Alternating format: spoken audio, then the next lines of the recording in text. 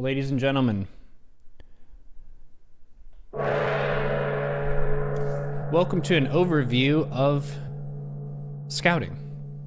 Getting some simple reads in each of the matchups to try and figure out what the game state is. This is a match against the Riddler on Ephemeron. And this is a really nice game to go over because we went through all the stages from the early to the mid to the late. And in addition to that, this opponent can play both mech and bio with great precision. So I can't really metagame too much and assume what my opponent is doing. I have to find that out. But one of the most important things to be aware of when you're looking at your scouting is also understanding what is your solid, robust game plan. Because if you scout the opponent, but your game plan is not good, the scouting isn't going to help you because you're doomed. So you want to think about, what is my game flow here? So I'll give you an example. This is my ZvT game flow. My thought process is I want to get ahead in workers.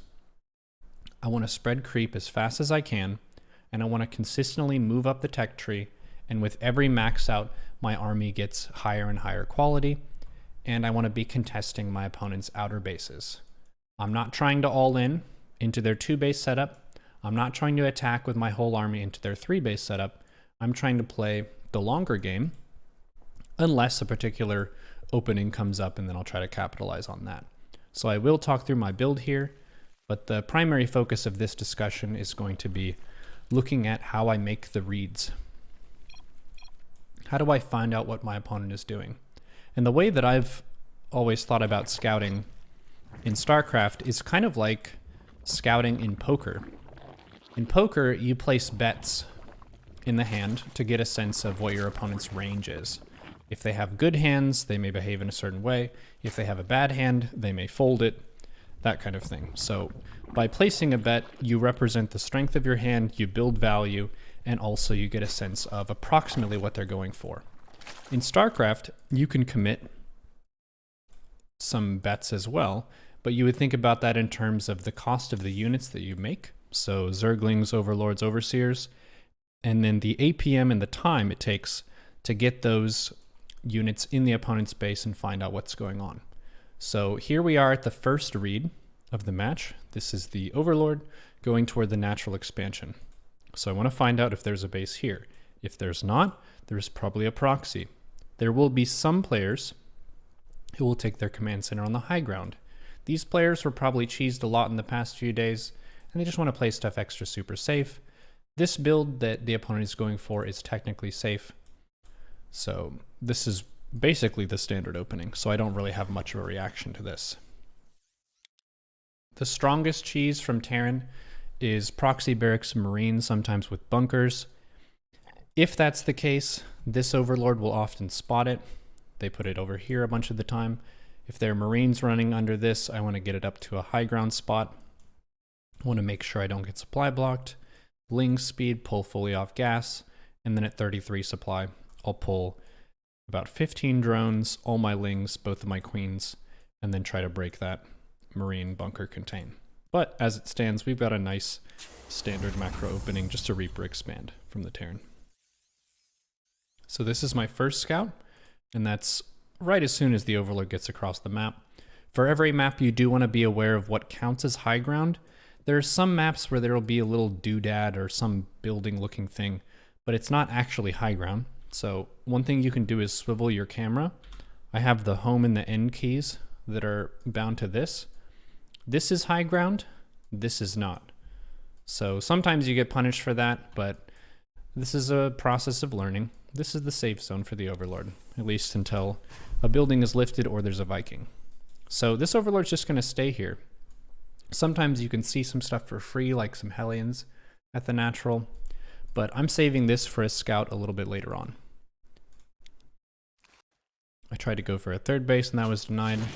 We're not really focusing too much on the overall build, but I went hatch gas pool, ling speed, pull 2 off gas, and I'm trying to make queens and drones without being supply blocked. That's my early game plan right now. And I would like to get a 3rd base at my earliest convenience. My queen at the natural is going to go try to push the Reaper. Then I'll take my 3rd. So I've got my base. Make sure I'm not supply blocked. Droning up, keeping my bases injected, getting the creep spread going. Got lots of nice overlords here. And then now, at around 3:30, I'm sending my overlord in. I want to get a sense of what this opener is. In the early game, Terran gets a power spike with their mules. That's a bunch of burst minerals. And usually what Terran does is they convert those burst minerals into some mineral units that attack the Zerg, keep them honest to make sure they're not being too greedy. In this case, Oscar the Overlord is about to find what? Hellions making Hellions, or Factory making Hellions, and then a third CC. So seeing all this tells me this is a long-term strat. This isn't really going to spike in power until this third is an orbital, and he's dropping 3 orbitals of mules. When that happens, he's going to be able to make a crap ton of barracks, crap ton of marines, take his 4th base, and really shine. So I made some decisions here to adjust to that.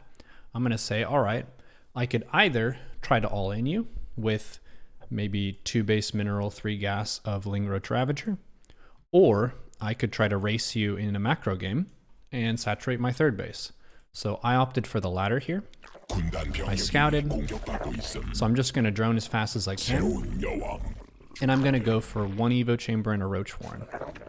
This is really solid. I'm safe against Hellbats by making Roaches.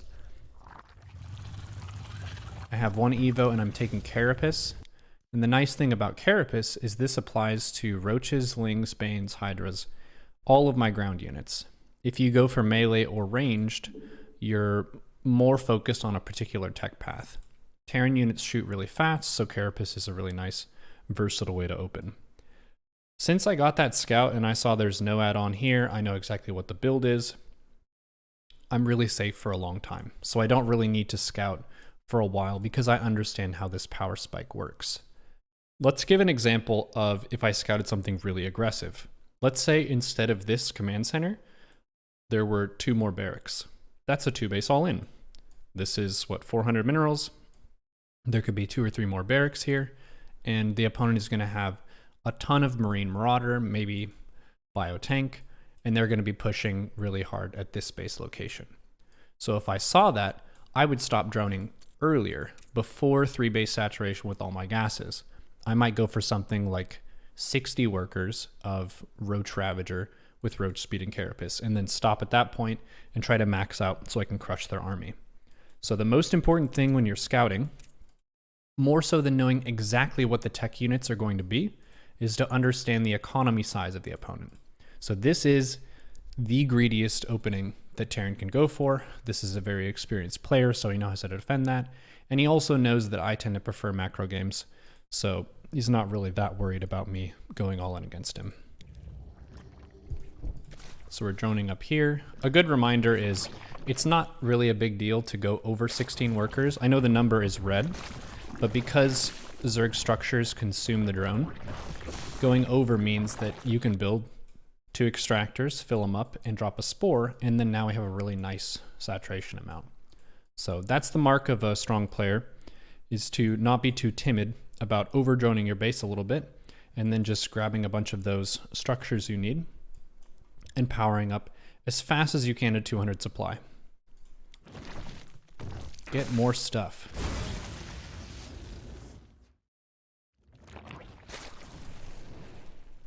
So this is working away.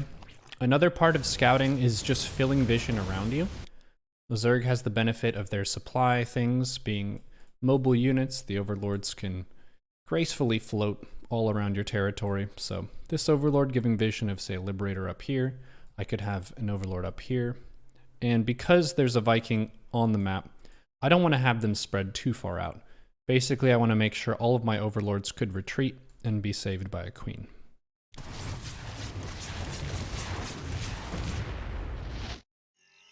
So I know there are Hellions here, but I still haven't made my key read of, is it mech or bio? That's one of the big question marks you have in Zerg versus Terran. Both styles are very viable right now, which is fun and nice. So around 6 minutes, I talked about this with Pig, 6 minutes is when Terran has really started to commit to one or the other. Sometimes they'll go for a Hellion battlecruiser opening, Hellion Banshee, maybe it's some kind of drop play, Hellbat drops, whatever. And then they go into bio. You can't necessarily know from the original attack. That's around 4 to 5 minutes, but by around 6 minutes, they should have committed to something. So all I did was take the lings that I had.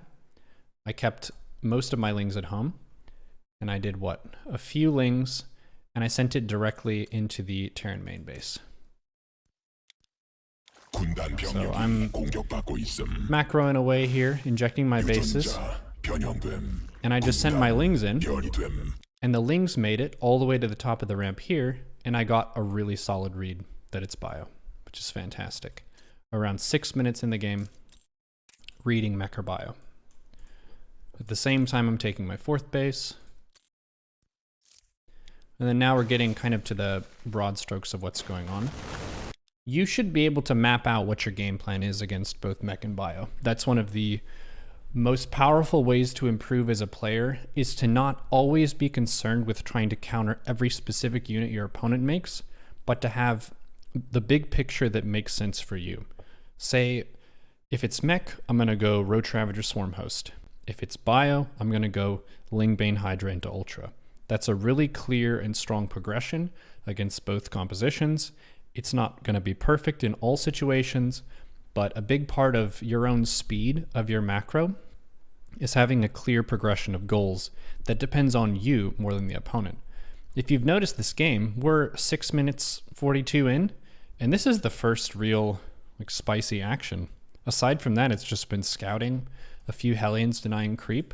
So what matters is how fast you can really crank out your macro. Get those bases saturated. Make sure there's a lot of stuff in the production tab. Look at the number of items that we have in the production tab. This is a really nice full-on macro game. And we're doing most of this without really scouting each other a ton.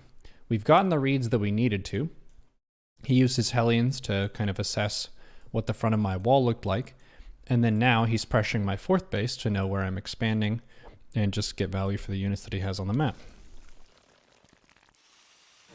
So now that we've done basically all of the early to mid scouting, the next big questions are 4th base, 5th base. Those are the next ones.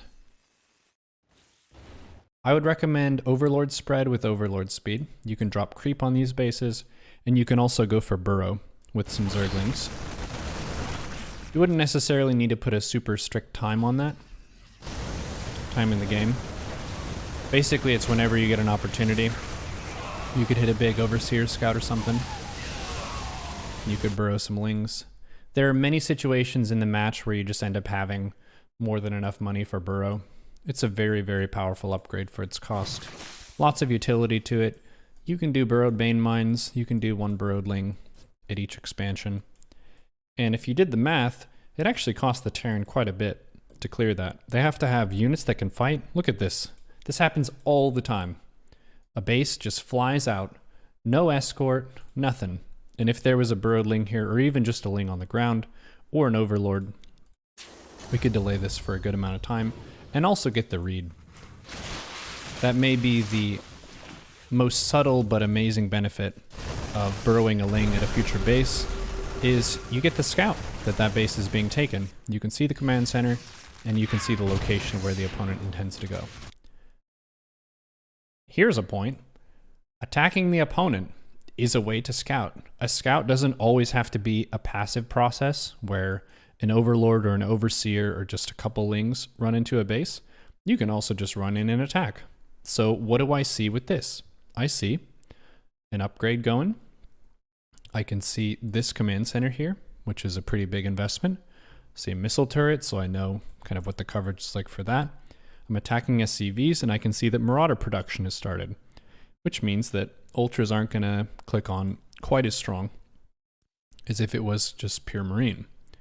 So I'm going to be trying to go for Greater Spire instead of Ultra Cavern because of this read here.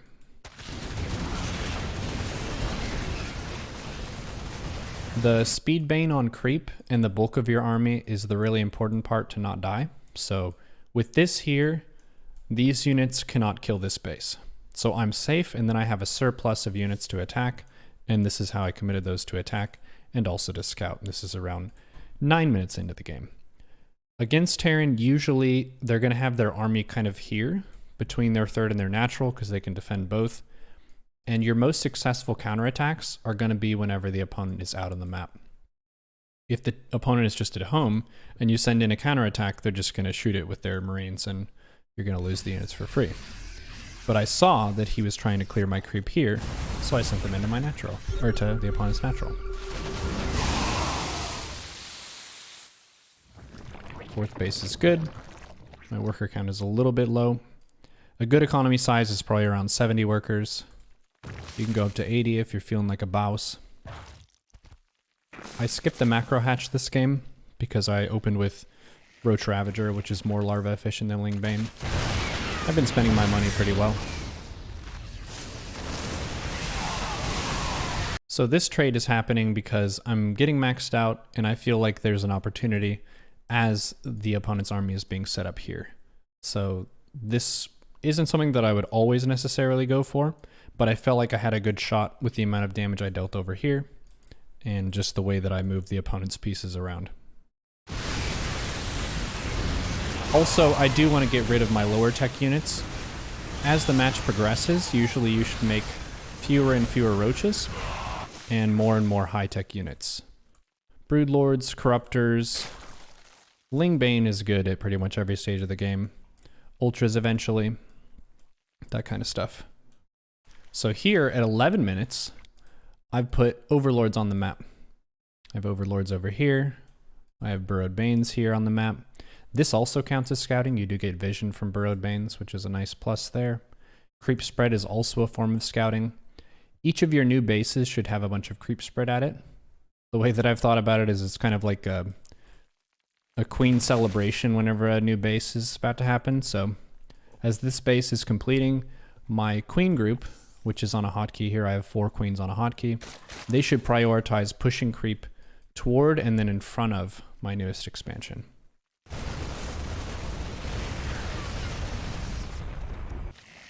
And we've got most of the scouting from this match, so I'll just focus on kind of the main idea of how you're closing out a match against Terran. Basically, I want to constantly be aware of drops that happen.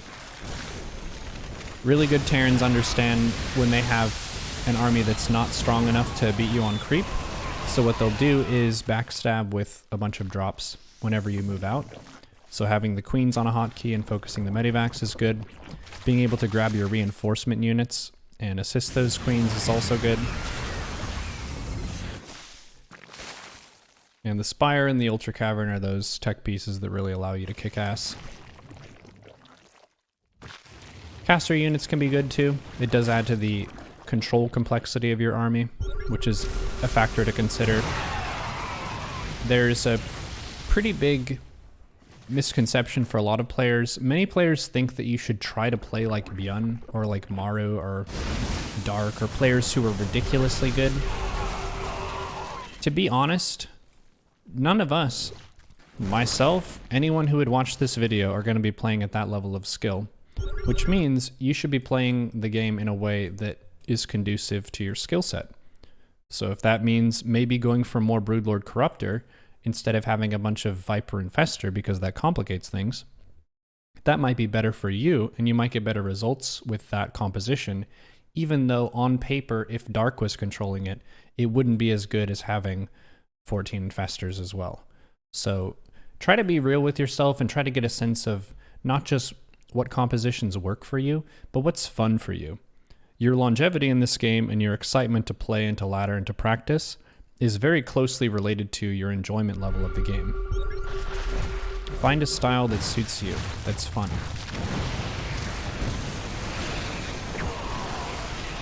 For the rest of the game, I'm going to continue to hit this base location. This is a pretty nice setup the opponent has, but I have a ton of Corruptors, which allow me to dominate the air. I can also caustic that whenever the turrets are down. Little wing attacks here and there, continuing to send those into the natural. The natural is usually the best pressure point to send in ling counters. You could also do the third. These bases are usually bad because planetaries can take care of lings as long as they're repaired.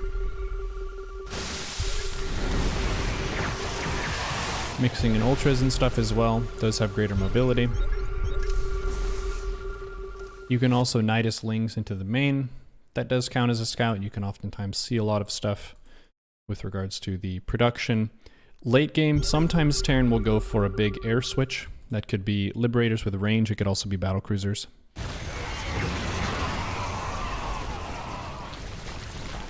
Yep, things are winding down.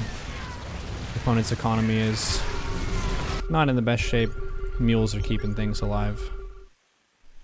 But 38 workers against 74. It's only a matter of time as long as I have consistently decent trades. Let's look at the units lost here. Pretty close, pretty even. Yep, a very nice game. I'm just going Ultra Ling Bane Corruptor. I would highly recommend this composition against Bio. The stuff flows pretty well. You don't need a bunch of on-the-fly fancy pants micro. Broodlords are good too. If your opponent is turtling with a bunch of air units, then Broodlord Corruptor may be the better choice. But once you've knocked out all the air stuff, then Ultras end up being better. So yep, there's your quick overview of some key scouting reads in ZvT. So to boil it down, we have the first Overlord that flies over to the natural to confirm there's an expansion. And then that Overlord goes in at around 3 minutes 30 to fly over the production and see what the opener is. And then around 6 minutes, you've got some lings running into the natural up to the ramp into the main to see whether it's mech or bio. And then after that, you're going to be focused more on trying to know the number of expansions and the location of those. You could use Overlords with creep drop, or you could use lings with burrow, or just lings above ground. Keep teching up, keep macroing up. Scouting is worthless if your game plan is crap.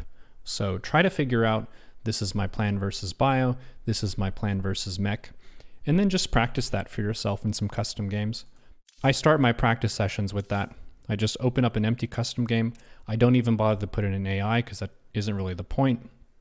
The point is getting to just do your opening kind of the same way that a musician would practice a song to themselves before performing it on stage.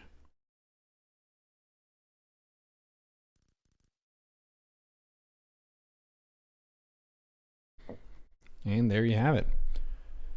Some ZvT scouting information.